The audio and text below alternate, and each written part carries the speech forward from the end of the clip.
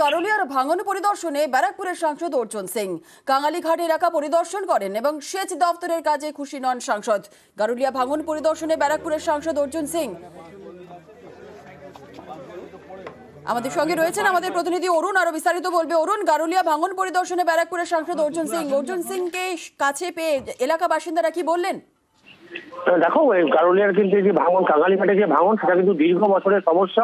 বহু বাড়ি কিন্তু জলের তলায় বিলীন হয়ে গেছে। ঘটনাস্থলে সেচ মন্ত্রী সেখানে গেছিলেন এবং তার কংক্রিটের কিছু অংশ এবং কিছুটা শালবলি দিয়ে কাজ হচ্ছিলেন। সেই খবর পাওয়ার পর ঘটনাস্থলে যান সাংসদ অর্জুন সিং। তিনি সেখানে গিয়ে ক্ষোভ প্রকাশ করেন যে যে ধরনের কাজ হচ্ছে এতে কিন্তু বাড়িগুলো আবার ভেঙে পড়ে যাবে। তিনি বলছেন যে বড় বড় বোল্ডার ফেলে যদি বন্ধ করা হয় তাহলে হয়তো জলের তোরে এগুলো ভাঙবে না। যারা ক্ষতিগ্রস্ত হচ্ছেন তারা কিন্তু ক্ষোভে ফেটে পড়েন। তাদের দাবি হচ্ছে প্রতি বছর এই শালবল্লি পোতা হয় কিন্তু সেই ফলগুলি কিন্তু জলে তলিয়ে যায়। ফলে এই নিয়ে তারা ক্ষোভ প্রকাশ করলে অর্জুন সিং বলেন যে প্রয়োজন পড়ে তিনি অর্থাৎ ফান্ড থেকে অর্থ সাহায্য করতেও তিনি রাজি আছেন।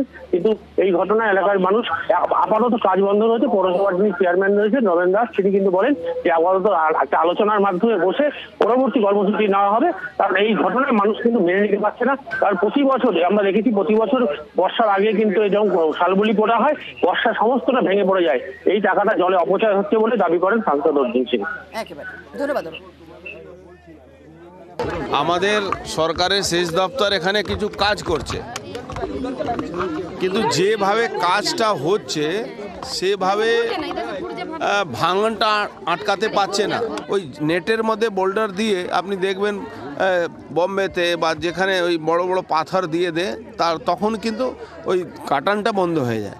এখানেও এটা সাজেশন আমি গিয়ে বলছি, যদি মনে করে বোল্ডারের জন্যে যদি কিছু ফান্ডের দরকার হয় সেটাও আমি দিতে পারি সাংসদ তহবিল দিয়ে। অর্জুন সিংকে আমরা ডেকেছিলাম, রিকোয়েস্ট করেছিলাম আপনি একবার এসে দেখুন, আপনার এখানকার আপনি সাংসদ, কেন বারবার কাজ হচ্ছে, বারবার পড়ে যাচ্ছে। মানুষ যত গঙ্গা ধারে থাকছে সবাই দশাতের মধ্যে আছে।